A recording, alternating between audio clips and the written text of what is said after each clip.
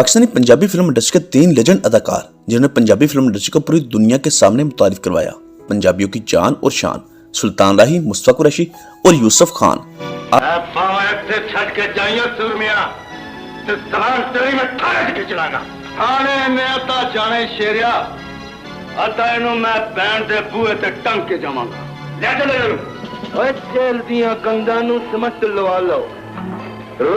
नाकेबंदियां करके इस कुड़ी नूं किसे किले विच बंद कर दियो।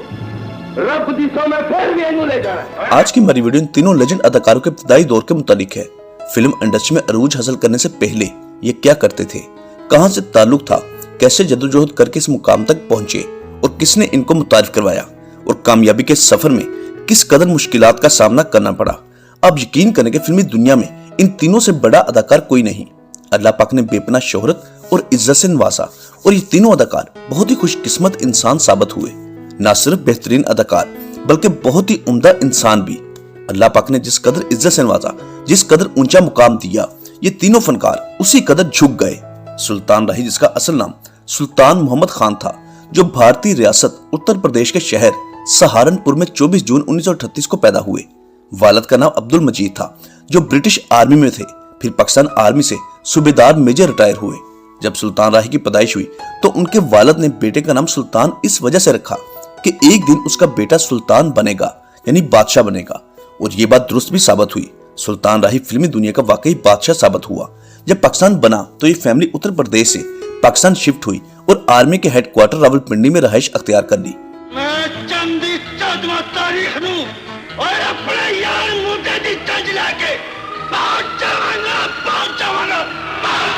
सुल्तान राही 2 भाई और इनकी एक बहन थी। सुल्तान राही की बहन की मौत उसकी पैदाइश से पहले हो चुकी थी, जबकि अभी 4 साल के थे कि भाई की मौत भी हो गई। वालिदैन के बहुत लाडले थे। ये एक दीनी घराना था। सुल्तान राही ने रावलपिंडी के इलाके ग्वाल मंडी की मस्जिद से कारी अब्दुल सत्तार से कुरान पाक की तालीम हासिल की और इसी मस्जिद में सुल्तान राही अजान भी दिया करते थे। वालिद चाहते थे कि सुल्तान राही एयरफोर्स में जाए, लेकिन ऐसा ना हुआ। सुल्तान राही को बचपन ही से फिल्में देखने का बहुत शौक था। खेलों में भी बहुत बढ़ चढ़कर हिस्सा लेते थे। फुटबॉल और हॉकी के बहुत अच्छे प्लेयर थे। इसी के साथ साथ अदाकारी का शौक भी परवान चढ़ता गया। जब सुल्तान राही 18 साल के हुए तो अपनी ख्वाहिश की तकमील के लिए लाहौर का रुख किया, क्योंकि लाहौर ही फिल्म इंडस्ट्री का गढ़ हुआ करता था। एक कपड़े का जोड़ा लिया और 7 फौजी बूट पहने और लाहौर पहुंच गए। रेलवे स्टेशन लाहौर पहुंचने के बाद लाहौर जिम खाना के करीब एक स्टूडियो था जिसका नाम था मलका स्टूडियो। उसके पीछे कच्ची आबादी हुआ करती थी। वहां एक कमरा किराए पर ले लिया। वहां से पैदल चलकर लक्ष्मी चौक आते, जहां मुख्तलिफ होटल्स पर मौसीकार, फिल्म मेकर्स और अदाकारों का आना जाना लगा रहता था। सुल्तान राही ने लक्ष्मी चौक के मुख्तलिफ होटलों पर बैरागिरी भी की। वो किसी तरीके से जान पहचान बनाना चाहते थे ताकि वो स्टूडियो के अंदर घुस सके। उस दौर में मौसीकार कमाल अहमद भी अपने इब्तिदाई दौर की जद्दोजहद में थे। यूं सुल्तान राही और कमाल अहमद की मुलाकात हो गई। दोनों ने मिलकर कोशिशें शुरू कर दी। किस्सा मुख्तसर, सुल्तान राही का कैरियर अलहमरा थिएटर से शुरू हुआ। फिल्म स्टार अकमल, मजर शाह, सुधीर और मोहम्मद अली का सुल्तान राही बहुत बड़े मदाह थे। 4 साल तक स्टेज पर मामूली किरदार करते रहे। 1956 की फिल्म बागी में सानवी सा किरदार मिला। तकरीबन 12 सालों तक फिल्मों और स्टेज ड्रामों में अदाकारी करते रहे, लेकिन अपनी पहचान बनाने में नाकाम रहे।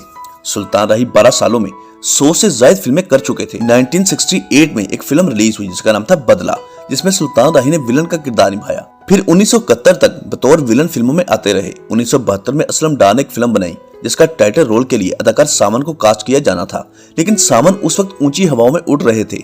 उस फिल्म का नाम था बशीरा। तो असलम डार ने सावन की जगह सुल्तान राही को मौका देने का फैसला किया, क्योंकि सुल्तान राही उससे 10 गुना कम मुआवजे पर इस फिल्म में टाइटल रोल करने को तैयार थे। फिर दुनिया ने देखा कि इस फिल्म के बाद सुल्तान राही फिल्मी दुनिया के उफक पर इस कदर चमके कि अगले 25 साल पंजाबी फिल्म इंडस्ट्री पर एक ही नाम ने राज किया। वो नाम था सुल्तान राही का। सुल्तान राही ने इसके बाद कभी जवाल नहीं देखा।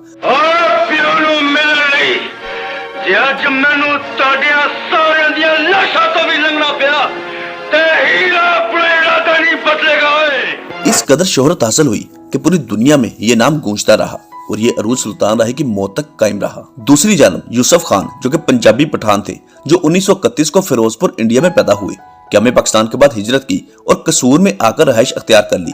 यूसुफ खान सुल्तान राही से उम्र में 7 साल बड़े थे। यूसुफ खान की जाती जिंदगी के मुतालिक बहुत कम लोगों को मालूम है। उसकी एक बहुत बड़ी वजह यह है कि उन्होंने अपनी सारी जिंदगी किसी को भी इंटरव्यू नहीं दिया।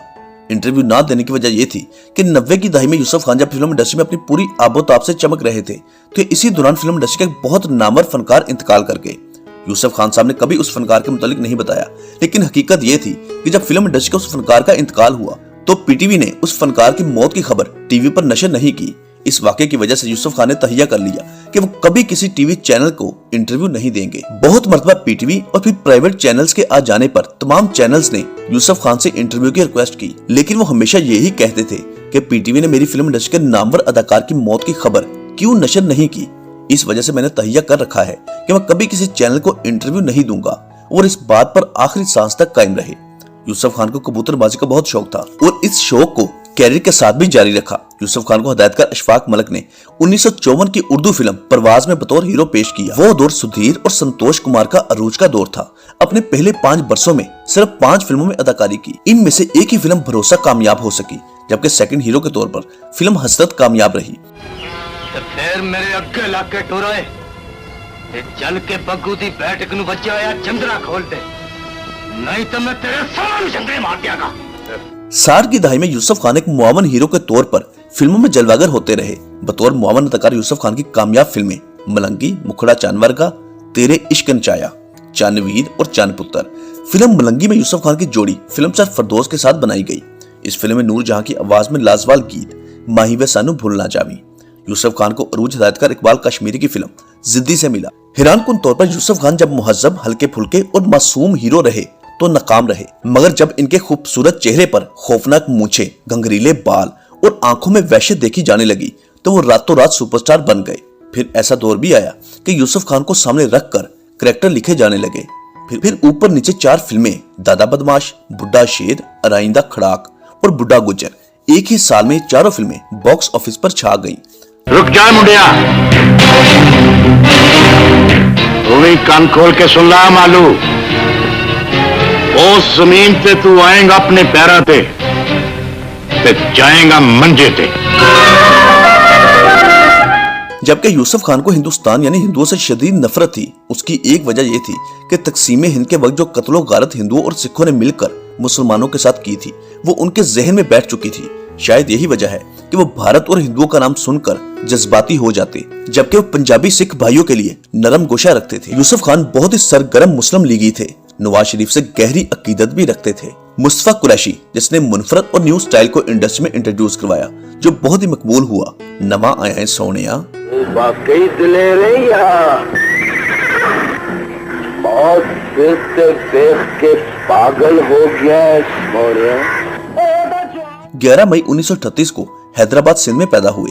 एक मुतवस्त और पढ़े लिखे घराने से ताल्लुक था, बहुत ही दीनदार घराना। इसी वजह से मुस्तफा कुरैशी ने इब्तदाई तालीम मदरसे से हासिल की, कुरान पाक का तर्जुमा तफसीर किया, फिर गवर्नमेंट हाई स्कूल हैदराबाद से मैट्रिक की, बाद गवर्नमेंट कॉलेज हैदराबाद से ग्रेजुएशन किया और कराची यूनिवर्सिटी से एमए किया। मुस्तफा कुरैशी अदाकार नहीं बल्कि फौजी बनना चाहते थे। फिल्मों में हादसाती तौर पर आए, लेकिन एक बात कि मुस्तफा कुरैशी को रेडियो में सदाकारी का बहुत शौक था। एक बार वो रेडियो स्टेशन गए तो अपने वालिद के दोस्त के तवस्सुस से रेडियो के प्रोग्राम के खेल का हिस्सा बने। जब उस प्रोग्राम के जरिए मुस्तफा कुरैशी की आवाज ऑन एयर गई तो वो बहुत खुश हुए। प्रोग्राम करने के बाद जब वो वापस जाने लगे तो गेट पर चपरासी ने रोक लिया और कहा कि आपको डीडीओ साहब ने बुलाया है। मुस्तफा कुरैशी समझे कि इस प्रोग्राम करने के पैसे देने होंगे और डीडीओ साहब ने पैसे लेने हैं, इस वजह से बुला रहे हैं। मुस्तफा कुरैशी ने वहां से भागने की बहुत कोशिश की, लेकिन ऐसा मुमकिन ना हुआ। तो जब डीडीओ ऑफिस पहुंचे तो उन्होंने पैसे लेने की बजाय 10 रुपए का चेक दिया, जिसे देखकर मुस्तफा कुरैशी बहुत हैरान हुए। इसके बाद बकायदा रेडियो के साथ वाबस्ता हो गए और साथ साथ अपनी पढ़ाई भी जारी रखी। एक दिन फिल्म आग का दरिया जो 1966 को रिलीज हुई उसकी शूटिंग देखने गए तो वहां फिल्म के कैमरामैन रजा मीर से मुलाकात हुई। मुस्तफा कुरैशी की पर्सनैलिटी को देखते हुए उन्हें मुस्तफा कुरैशी को उनकी आने वाली फिल्म लाखों में एक में बतौर फिल्म विलन ऑफर की और रजामंद भी कर लिया। जो मुस्तफा कुरैशी पहली उर्दू फिल्म लाखों में एक में बतौर विलन नजर आए। इब्तदाई दौर पर उर्दू फिल्मों में काम किया, तकरीबन 3 साल उर्दू फिल्मों में काम करते रहे। नहीं पहना, नहीं। तेरी जुबान ते पहन वाला सहन तो पहले मर क्यों नहीं गया? मेरी मरी हुई गैरत नू जगाई दिते ते फिर अपने वीर नू बेगैरती दा ताना ते न दे। इसी दौरान पंजाबी फिल्मों में काम करने की ऑफर्स भी आती रही, मगर मुस्तफा कुरैशी इग्नोर करते रहे क्योंकि उसकी वजह पंजाबी जुबान थी। फिर मजबूरन पंजाबी फिल्में करनी पड़ी। पहली पंजाबी फिल्म का नाम था चार खून दे प्यासे और ये पहली फिल्म बॉक्स ऑफिस पर हिट हो गई। ओए खानदान राजपूत सा हो गए कि मारिया कुत्तियां बिल्लियां दे हथों जावे, ए हरगिज़ नहीं हो सकता। इसके बाद मुस्तफा कुरैशी ने बकायदा पंजाबी सीखने का फैसला किया। शुरुआत में सुल्तान राही के साथ काम करते हुए बहुत मुश्किल हुई क्योंकि सुल्तान राही बहुत लाउड बोलते थे जबकि मुस्तफा कुरैशी धीमा। इन दोनों की जोड़ी इस कदर हिट हुई कि यही स्टाइल इन दोनों की पहचान बन गया। पंजाबी फिल्मों में सुल्तान राही हीरो जबकि मुस्तफा कुरैशी विलन, दोनों ही लाज़िम मलज़ूम समझे जाने लगे। कोई भी पंजाबी फिल्म इन दोनों के बगैर कामयाब हो जाए ऐसा नामुमकिन हो गया। फिल्मी पर्दे पर जिस कदर दोनों एक दूसरे के खून के प्यासे थे, मगर पर्दा स्क्रीन से पीछे दोनों बहुत अच्छे दोस्त थे।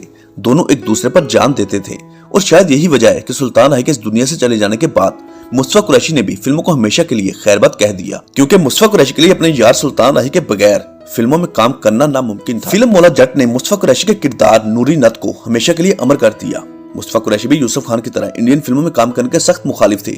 उनका कहना था कि यहाँ से इंडिया जाकर काम करने वाले फनकारों को वो इज्जत नहीं मिलती जो मिलनी चाहिए। मुस्तफा कुरैशी का कहना है कि ये दुरुस्त है कि फन की कोई भी सरहद नहीं मगर फनकार की होती है और होनी भी चाहिए। गुलबर्ग, लाहौर और कराची दोनों शहरों में आलीशान घर बना रखे हैं और आजकल मुस्तफा कुरैशी साहब कराची में मुकीम है, पुरसकून जिंदगी बसर कर रहे हैं। अल्लाह पाक उनको सेहत और तंदुरुस्ती और लंबी जिंदगी अता करे। ਉਹਦੇ ਵਿੱਚੋਂ ਠੱਕ ਠੱਕ ਠੱਕ ਦੀ ਆਵਾਜ਼ ਨਹੀਂ, ਬੇਨਜ਼ੀਰ भुट्टो भुट्टो भुट्टो दी आवाज आएगी सोनिया। दोस्तों, ये थे पाकिस्तानी पंजाबी फिल्म इंडस्ट्री के 3 अजीम अदाकारों का फिल्मी सफर। वीडियो के मुतालिक अपनी कीमती राय का इजहार नीचे कमेंट बॉक्स में लाजमी कीजिएगा। अगर आप हमारे चैनल पर नए हैं तो इसको सब्सक्राइब कर दें और साथ दिए गए बेल ऑप्शन को भी प्रेस कर दें। शुक्रिया।